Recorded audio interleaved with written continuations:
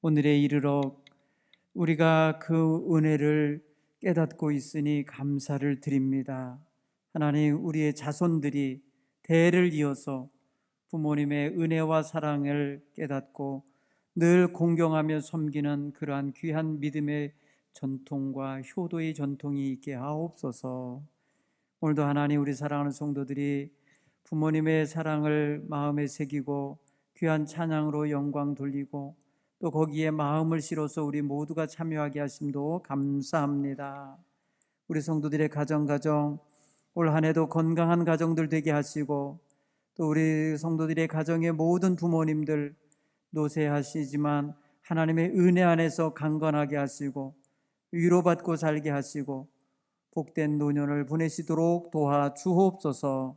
자녀들인 우리 모두에게는 하나님 섬김의 도를 다하게 하시고 부모님을 공경하고 효하며 섬김으로 인하여 하나님의 주신 크신 은혜와 복을 받아 누릴 줄 아는 귀한 복된 자녀들 다 되게 해 주옵소서.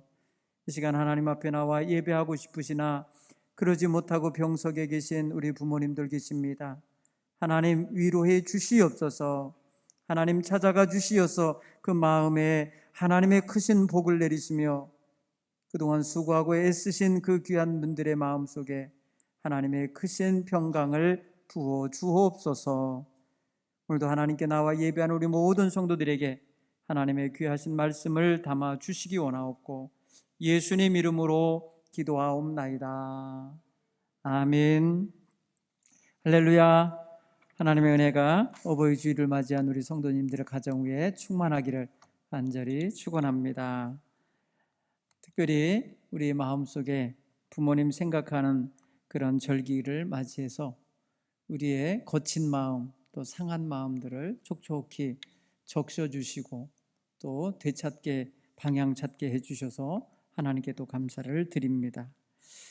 우리는 어머니 마음이라는 이런 동요를 우리는 잘 알 겁니다. 양동주 작사, 이흥렬 작곡의 어머니 마음. 나실제의 괴로움 다 잊으시고 우리 1절만 한번 다 부르도록 하겠습니다. 한주할 수 있어요? 바로? 네.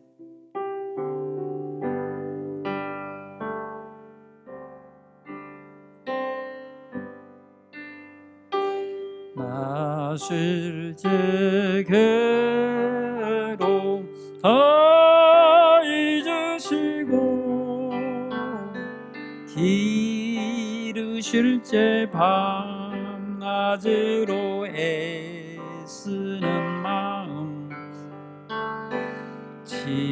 친자리 마른 자리 가라앉으시며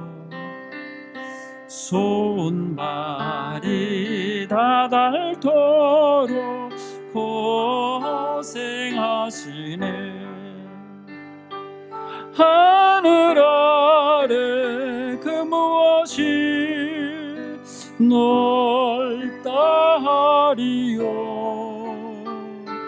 어머니의 희생은 하이없어라. 우리 어머니들을 위로받으시고 우리 아버지들 새 힘 얻으시기를 바랍니다. 노년에 계신 우리 어머니 아버지들의 남은 여생이 하나님의 은혜 안에서 평강이 넘치시고 또 위로가 넘치시고 또 자녀들로 인한 효도가 넘치게 되기를 간절히 축원합니다. 가정은 하나님이 세워주신 세상에서 가장 복된 공동체라 믿습니다. 피로 맺어져서 형성되는 가정은 처음에는 한 피도 섞이지 않은 부부가 시작을 합니다. 부부를 통하여서 그 다음에 태어나는 자녀들에게 혈연의 관계가 형성이 되지요. 아무것도 서로 관계가 없던 집안의 사람이 서로 만나서 가정을 이룸으로써 그때부터 하나님께서 맺어주시는 복된 그러한 생명의 관계가 형성되게 됩니다. 오늘 그런 면에서 우리의 가정이 여기까지 오는 동안에 조상적으로부터 수많은 성씨가 서로 섞여서 오늘에 이르셨을 것입니다. 여러분의 조상들의 성씨를 찾아가면은 다 여러 성들이 섞여 있어요. 결국 우리나라는 대부분의 사람들의 피가 다 가문이 섞여 있는 가문인 거예요. 그런데 이 구약 성경에는 가능하면은 그 피를 다른 종족하고 섞지 않으려고 친족들 사이에 결혼이 진행되게 됐어요. 아브라함이 이삭을 장가 보내기 위해서 그의 집에서 어려서부터 길러진 종을 따로 보내서 자기 동생이 사는 집안, 동생이 살고 있는 지역으로 보내서 그 동생의 집안에 식구들 가운데 한 사람을 데려다가 아내로 삼게 그렇게 보냈었어요. 그게 바로 택함 받고 온 사람이 바로 리브가입니다. 리브가는 사실 아브라함에게로 따지면요, 동생의 손녀입니다. 조카의 딸이에요. 손녀예요. 이삭의 입장에서 보면은 정말 오촌 족하고, 리브가 입장에서는 오촌 당숙하고 결혼하여 부부가 되는 거예요. 그 사이에서 태어나는 에서와 야곱, 특히 야곱이 다시 외가에 가서 외삼촌의 딸들하고 결혼을 하는 거예요. 결국 뭐예요? 역시 외삼촌이지만은 아버지 쪽으로 따지면은 친가예요. 엄마 쪽으로 따져서 외갓집이지 아버지 쪽으로 따지면 또 거기가 친가예요. 성씨가 같은 거예요. 따지고 보면. 이렇게 집안을 이루었습니다. 그런데 오늘 이 가정에 피는 정통으로 지켜나려고 애쓰는데 에서라고 하는 아들이 그만 헷족속이라고 하는 그 가나안 족속의 어느 집에 있는 딸들을 둘을 한 번에 데리고 와서 자기 아내를 삼았어요. 그 일이 그만 이삭과 리브가에게 근심이 되었더라. 이렇게 성경은 말하고 있습니다. 오늘 성경에서 읽지 않았습니다만 창세기 26장 34절 35절에 가면 에서가 40세대에 헷족속 부에리의 딸 유딧과 헷족속 엘론의 딸 바스맛을 아내로 맞이하였더니 그들이 이삭과 리브가의 마음에 근심이 되었더라. 여러분, 이 마음에, 부모님의 마음에 근심이 생기게 만든 이 일은 저들 가정의 부모님이 정해주는 부모님의 뜻을 받들어서 나아가는 결혼 풍습을 따르지 아니하고 자기 임의대로 자기 마음에 드는 여자들을 데려다가 결혼함으로 인하여 빚어진 근심이고 갈등의 상황입니다. 그래서 이 이야기는 엄마 아버지 마음에 근심이 됨과 함께 흡족하지 않은, 그래서 삶에 있어서 어떻게 보면 굉장히 의미를 잃어버린 그런 일이 됩니다. 특별히 오늘 본문에서 읽은 46절 27장 46절 보면 리브가가 그의 남편에게 이렇게 말을 합니다. 내가 햇사람의 딸들로 말미암아 내 삶이 싫어졌다라고 표현해요. 내 삶이 싫어졌다? 여러분, 이게 뭐예요? 살고 싶지 않은 거예요. 자기 마음에 삶에 만족스럽지 않고 의미가 없어져 버린 거예요. 그래서 이 어머니 아버지 마음에 근심이 하나 살며시 또 들어오는 게 뭐가 있냐면은 다른 게 아니라 야곱마저도 이 땅의 여자, 이 헷족속들의 딸들 가운데 아내를 맞이하면 내 삶에 무슨 재미가 있으리까? 오늘 성경에 이 이삭의 아내 리브가가 이삭에게 둘째 아들 야곱마저 그렇게 자신들의 뜻과 다르게 지멋대로 가서 여자를 구해다가 가정을 꾸리면 무슨 삶의 재미가 있겠습니까? 이렇게 하면서 삶의 대한 어떤 회의적인 생각을 가질 만큼 심겨운 문제가 되고 말았어요. 여러분, 결혼의 문제, 자식의 결혼의 문제 때문에 이 가정에 근심이 드리워졌어요. 두 번째 커다란 근심이 있는데 그게 무엇이냐면, 큰아들이 마음속에 아버지가 곡할 때가 가까웠은즉 내가 내 아우 야곱을 죽이리라, 죽이고 싶을 만큼 미워하는 감정이 있는 것이 오늘 42절에 맏아들 에서의 말이 리브가에게 들리매, 이렇게 죽이고 싶어하는 마음이 말로 나와서 어머니 리브가의 귀에 들어갔어요. 그러자 리브가는 근심이 된 거예요. 그래서 작은 아들을 급히 불러다가 말하기를 내 형 에서가 너를 죽여 그 한을 풀려 하니 내 아들아, 너는 내 말을 따라 일어나 하란으로 가서 내 오라버니 라반의 집에 가서 피신하여 네 형의 노가 풀릴 때까지 거기 함께 거주하거라. 이렇게 해서 동생이 형에 의하여 죽임당할까 봐 근심하는 어머니 마음이 여기 들어있어요. 여러분, 이 가정이 원래 이랬나요? 아니에요. 이 가정 평화로운 가정이었어요. 이삭 특히 평화로운 사람이었어요. 누구하고 대적하지 않는 사람이에요.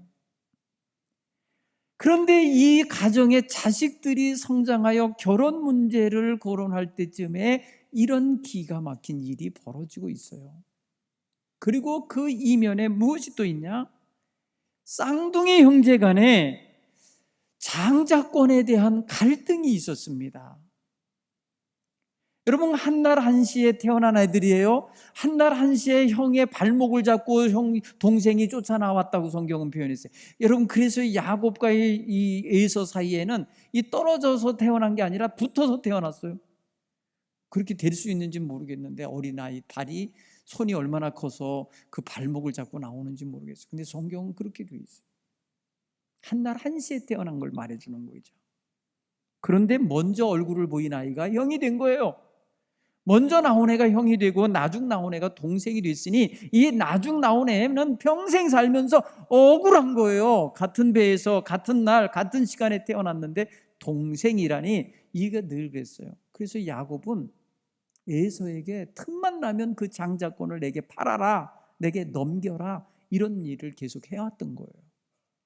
한 사람은 장자권에 대해서 소홀히 여기고 경홀히 여기는 반면에 한 사람은 굉장히 소중히 여기고 한 사람은 그것을 갖기 원하는 마음을 가지고 있었어요. 이것이 또 갈등의 원인이 된 거예요. 형제 갈등의 원인. 그런데 결정적인 원인은 어머니가 눈어둔 아버지를 속여서 큰아들에게 와야 될 축복을 작은 아들 동생에게 가도록 가로채는 일을 주도했다는 사실이에요. 어머니와 동생이 함께 마음을 합쳐가지고 큰아들 형을 속이고 그를 왕따시키는 일을 벌였던 거예요. 그러니 이러한 일을 당한 큰아들 입장에서 얼마나 서운하겠어요. 그러니 그의 마음속에 감정의 찌꺼기가 무엇이 남을 거라는 건 우리가 느낄 수 있잖아요. 여러분, 가정의 불화가 어떤 일로 벌어지고 있는지를 성경이 지금 말해주는 거예요.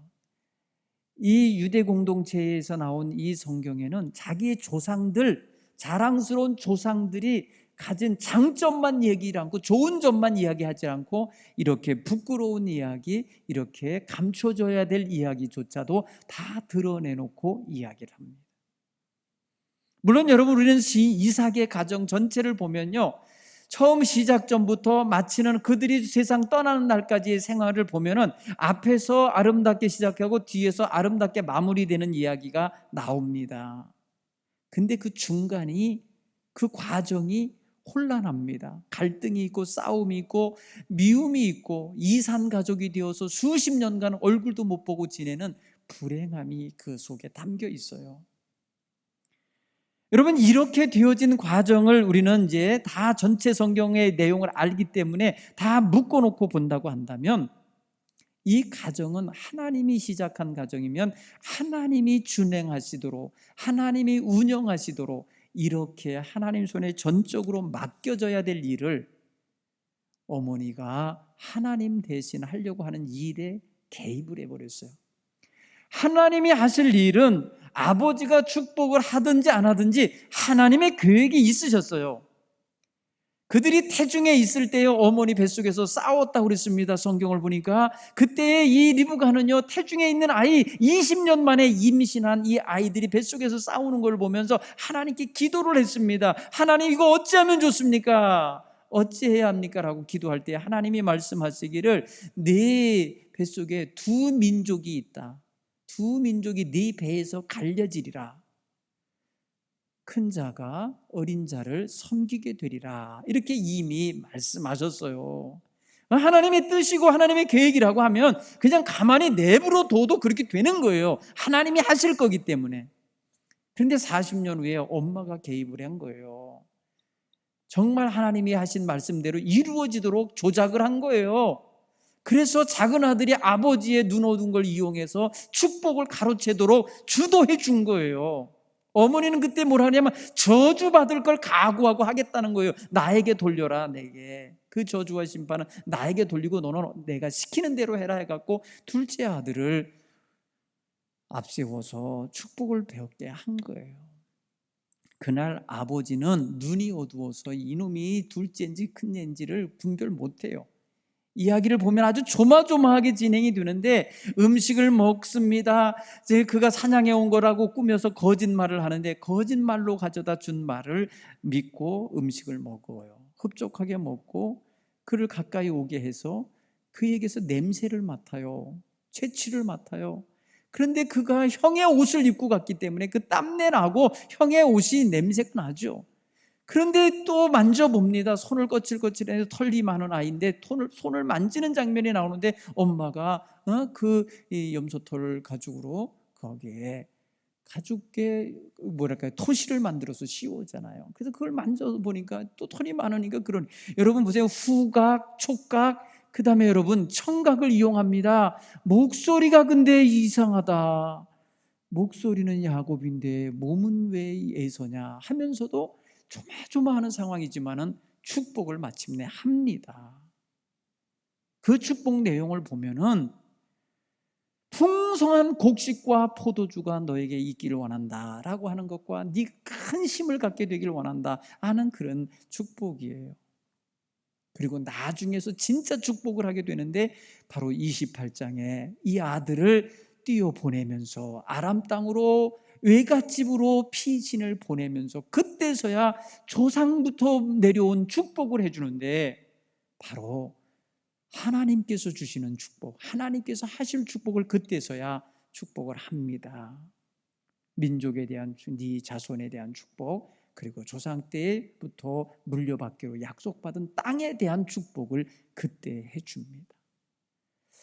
어쨌든 에서는요, 이렇게 축복을 가로채음을 당해갖고요, 아버지에게 늦게 도착해갖고 엉엉 울면서 아버지, 내가 에서예요, 내가 그 축복을 받아야 될 큰아들 에서예요 하면서 나에게 축복을 하라고 그랬을 때에 아버지는 내가 조금 전에 왔던 애한테 다 해줬다, 너에게 줄 게 없다. 그러니까 이 아들이 울면서 어찌 아버지 축복이 그거 하나밖에 없습니까? 빨리 해주세요. 거기서 여러분 그의 운명에 대한 축복을 나중에 해줍니다. 여러분, 그 운명에 대한 축복을 해주면서 얼마나 마음이 서운함이 가득 찼겠어요. 그가 이렇게 축복을 했어요. 내 주소는 땅의 기름짐에서 멀고, 땅의 기름진 데서 멀다. 기름질지 않은 데서 살게 될 거라는 거겠죠. 내리는 하늘 이슬에서도 멀 것이며, 이게 축복입니까? 저주입니까?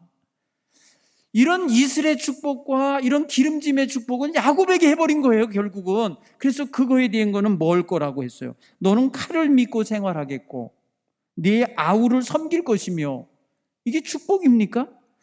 그러니까 여러분, 이런 소리를 들을 때 에서의 마음에는 상처가 될 수밖에 없는 거예요. 어머니를 통해서 동생이 축복을 가로채도록 만드는 일을 당했죠. 엄마가 도왔단 말이에요. 음식도 만들어주고요, 가죽 토시도 만들어주고요, 모든 걸 주도한 거예요. 아는 거예요. 아버지가 축복의 말의 내용을 보니까 이건 축복이 아니라 거의 자기가 기대하지 않았던 것들에 대한 말이에요. 내게도 축복하셔서 아버지, 내게도 축복하시옵소서 하며 울었어요. 그날 이 우는 마음에 담긴 서운함, 우는 자의 마음에 있는 상처가 결국은 동생을 죽이고 싶은 마음으로 변해버린 거예요. 여러분, 이게 한 가정에서 있을 일입니까? 하나님이 택하여 세운 가정, 하나님이 축복하겠다고 약속하신 가정에서 벌어진 이 기가 막힌 일이 한 가정의 불행을 만들어 내고 있는 거예요.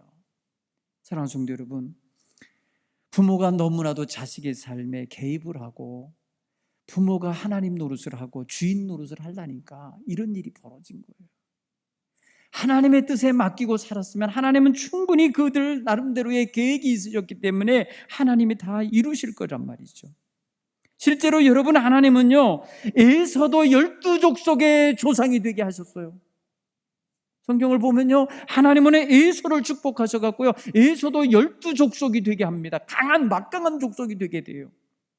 그리고 야곱도 12지파의 조상이 되게 됩니다. 둘 다 하나님은 축복해 주셔요.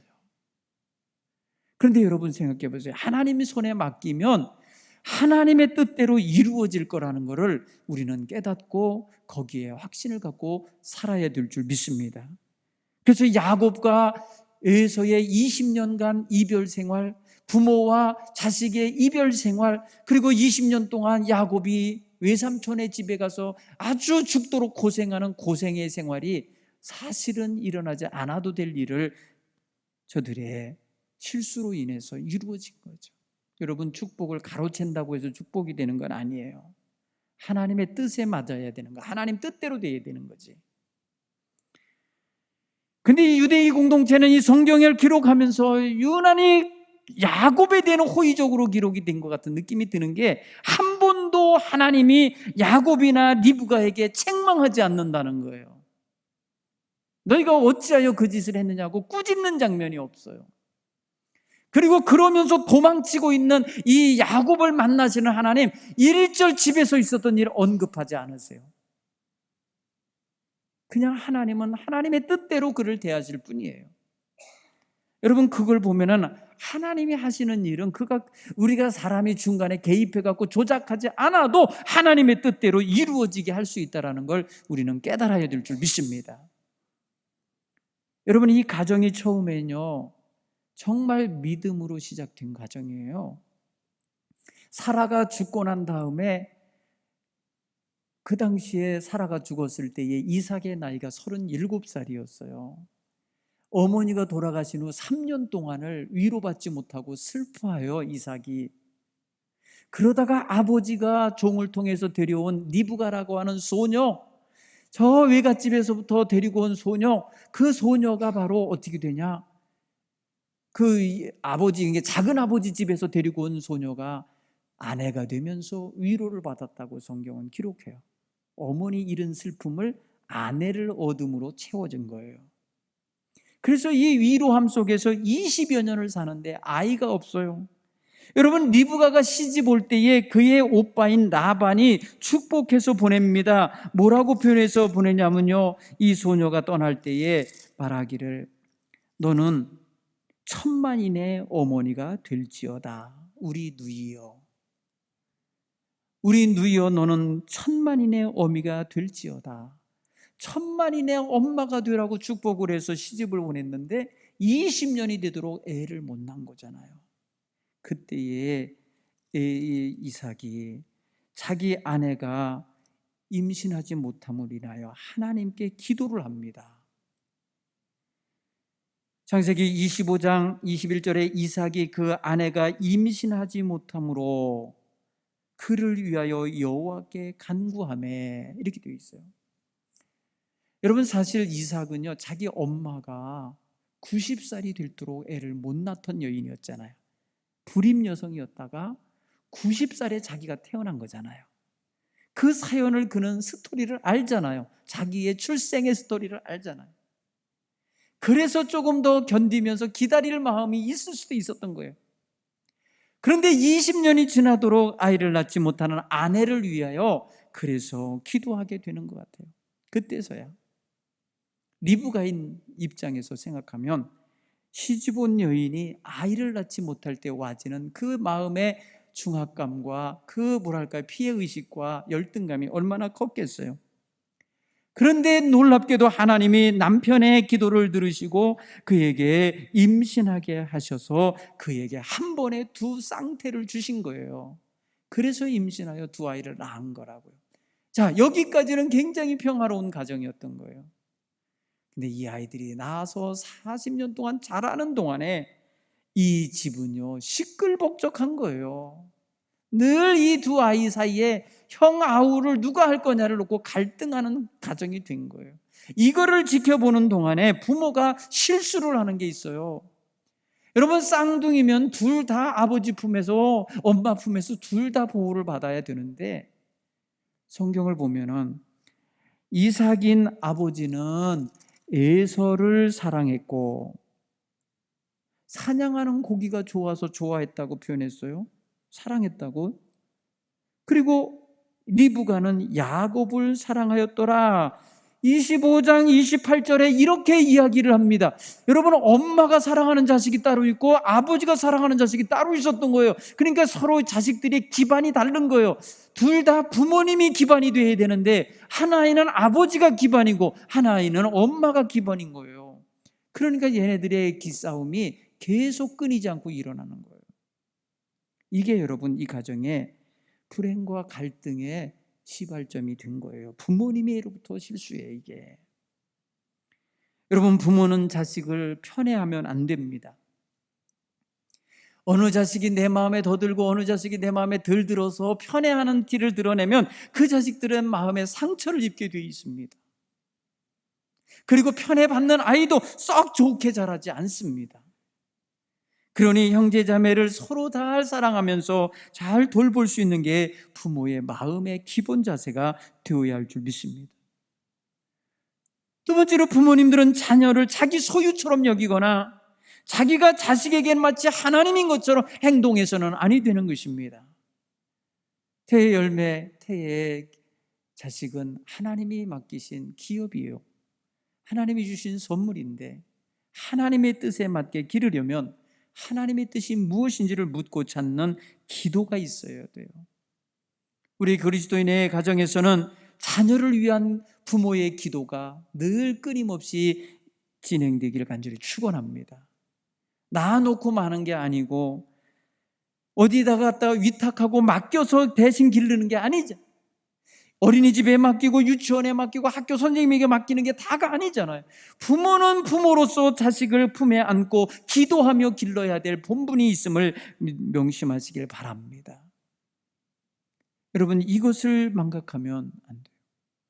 편애해서도 안 되고요, 이렇게 기도의 줄을 놓쳐서도 안 되고요, 바른 이치로 아이들에게 서로를 배려하며 살도록 가르쳐야 되는 줄로 믿습니다. 또한 여러분, 이 가정에는요 하나님의 뜻에 의하여 이루어지는 두 아들의 삶이 있는데 이것을 어머니나 아버지의 실수로 이렇게 서로 간에 갈등하게 만들었고 서로 간에 대적하게 만들어서 마침내 죽이고 싶은 감정, 여러분 이건 굉장히 불편한 감정입니다. 인간의 감정 중에 제일 불편한 감정이에요. 이게 단순히 그냥 미워서 싫어하는 정도, 외면하는 게 아니라 아예 죽이고 싶을 정도의 마음이면 제일 안 좋은 반응이에요. 형제자매 관계 속에서 여러분, 전쟁한 적도 아니고 말이에요, 원수도 아닌데 이런 관계를 어떻게 가정에서 연출해내냐는 거죠.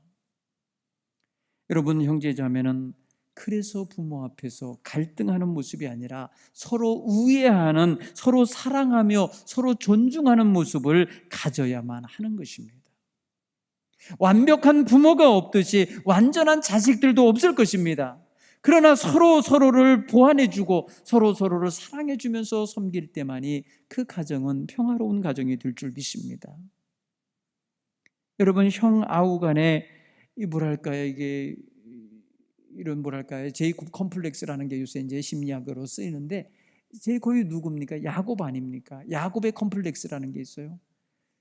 동생이라고 하는 것의 컴플렉스예요. 장자권이 없다는 것에 대한 컴플렉스 같은 거예요. 이건 뭐 일종의 심리적인 자기 스스로가 어떤 열등감을 의미하는 거예요. 그렇기 때문에 어떻게든지 투쟁적이고 어떻게든지 더 먼저 선점하려고 하는 이런 욕심이 강하게 작용하는 심리예요. 그래서 형제들을 길러보면 둘째나 셋째가 더 그냥 그래서 맏아들보다 더 강력한 성격을 가질 수 있는 이유가 그런 거예요. 그래서 여러분, 이 컴플렉스를 그래서 아이들이 어려서 느끼지 않도록 해주는 게 부모님들의 아주 중요한 터치죠. 그런데 이런 것이 그대로 채워지지 아니하고 돌봐지지 않은 채로 성인이 됐을 때 역시 유치하기 그지없는 경쟁을 하게 되어 있다는 거죠. 여러분, 형제 자매들이 부모 잘 섬기기 위해서 경쟁하는 건 좋은데, 부모의 사랑을 탐하고 부모의 물질을 탐하고 부모의 관심을 탐하는 데 경쟁하면 부모님은 늙어 죽을 때까지 고생하십니다.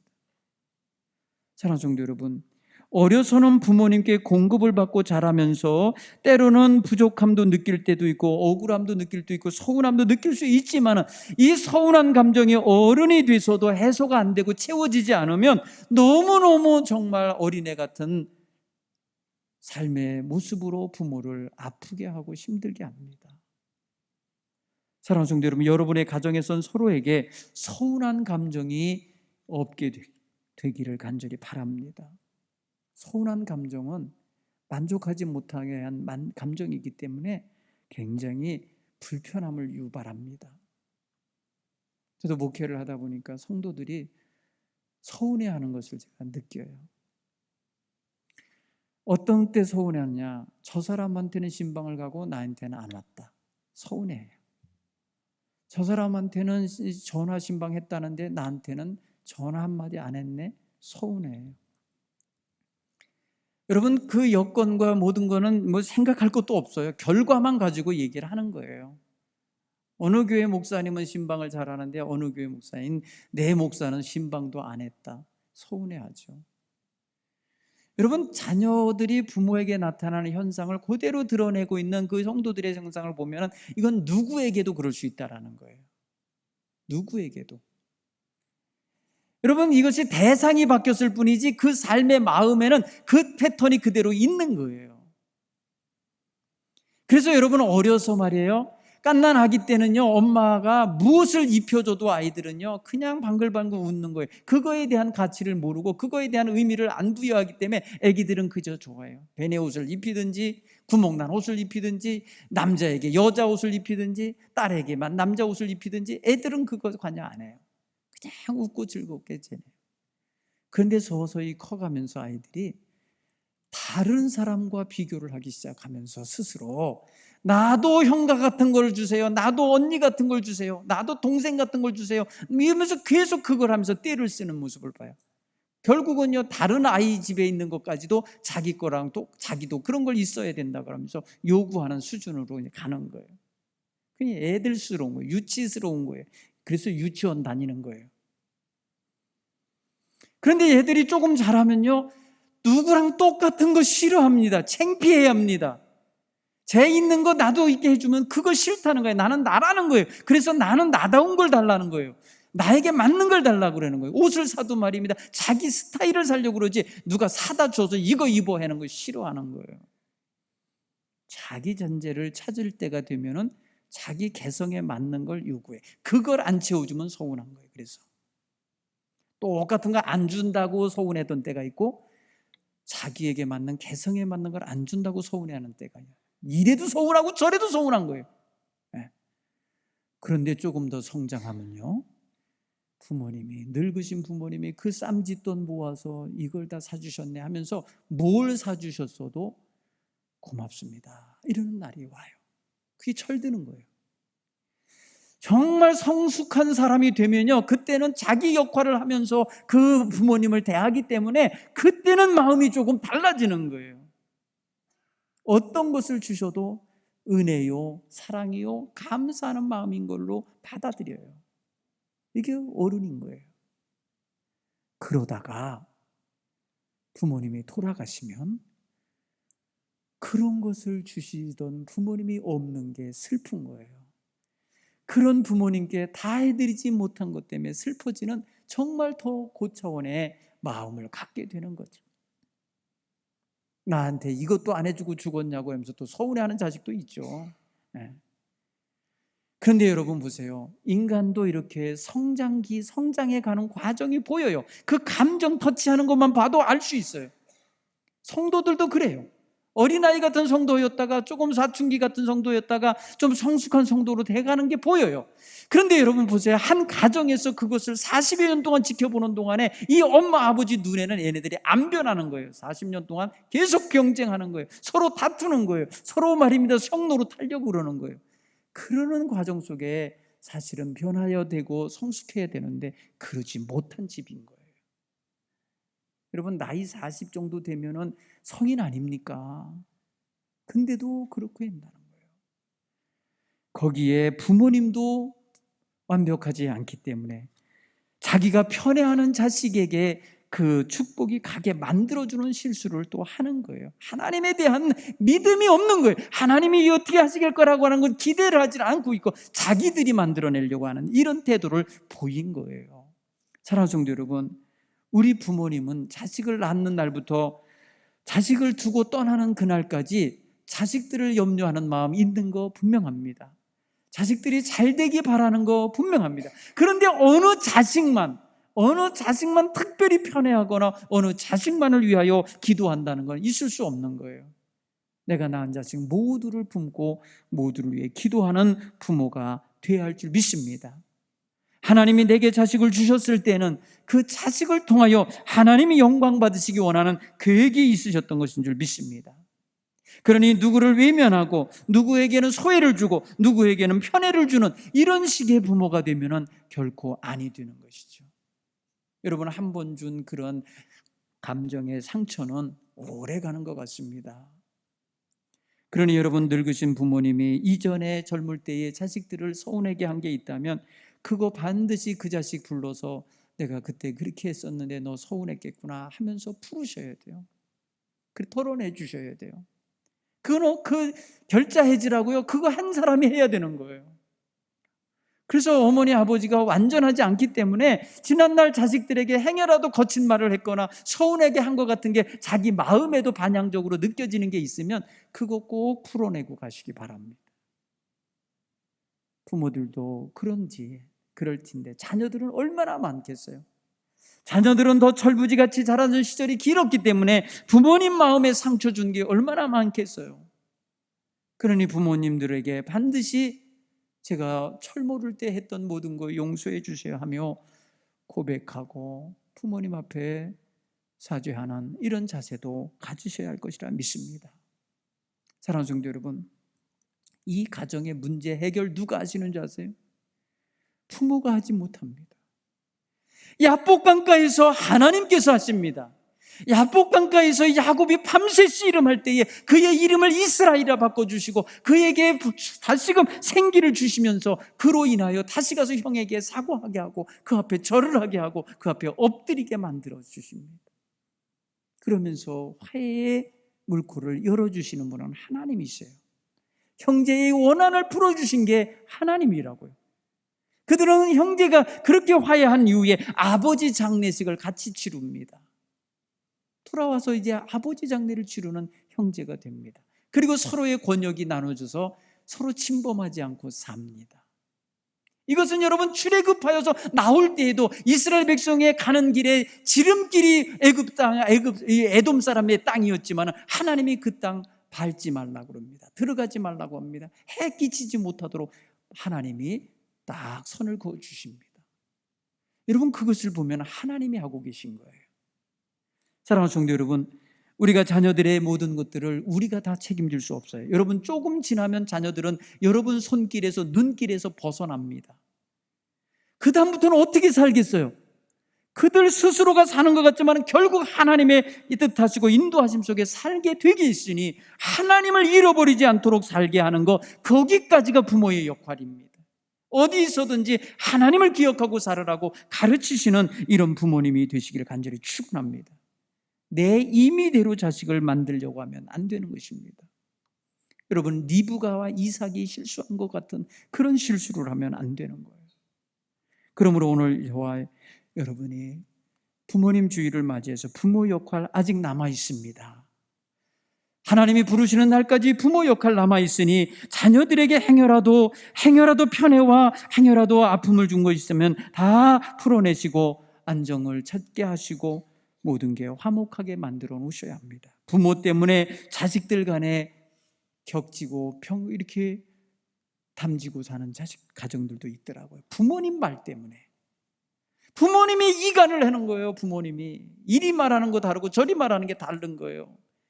이 자식에게는 이 자식 욕하고 저 자식에게 이 자식 욕하면 어떻게 되겠어요? 그게 서로 못된 것만 보게 된 것처럼 해갖고 자식들 간에 갈등을 일으키게 된단 말입니다.